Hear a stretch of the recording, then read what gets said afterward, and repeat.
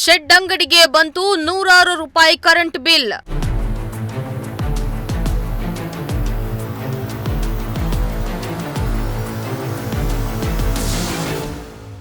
Current bill ನೋಡಿ ವೃದ್ಧ ವ್ಯಾಪಾರಿ ಫುಲ್ ಶಾಕ್.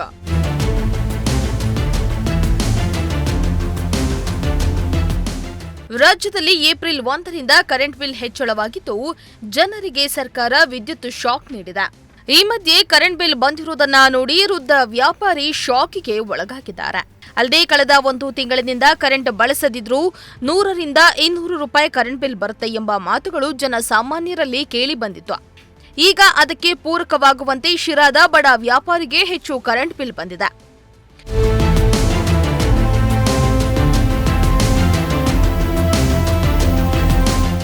ಶಿರಾ ತಾಲೂಕಿನ ಬುಕ್ಕಾಪಟ್ಟಣದ ವೃದ್ಧ ವ್ಯಾಪಾರಿಯೊಬ್ಬ ಶೆಡ್ನಲ್ಲಿ ಅಂಗಡಿ ನಡೆಸ್ತಾ ಇದ್ರು. ಅಂಗಡಿಯಲ್ಲಿ ಫ್ರಿಡ್ಜ್ ಕೂಡ ಇಲ್ಲ.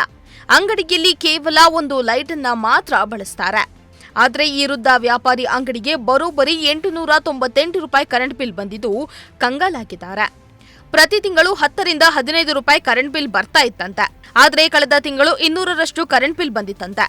ಆದರೆ ಈ ತಿಂಗಳು 898 ರೂಪಾಯಿ ಬಂದಿದ್ದು ವೃದ್ಧ ವ್ಯಾಪಾರಿ ಕಂಗಾಲಾಗಿದ್ದಾರೆ.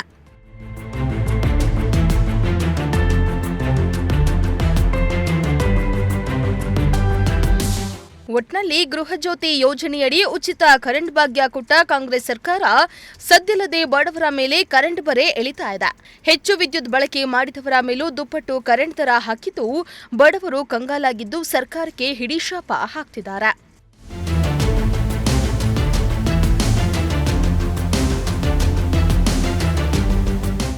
ಶ್ರೀಮಂತ ಪ್ರಜಾಶಕ್ತಿ ಟಿವಿ, ಶಿರಾ.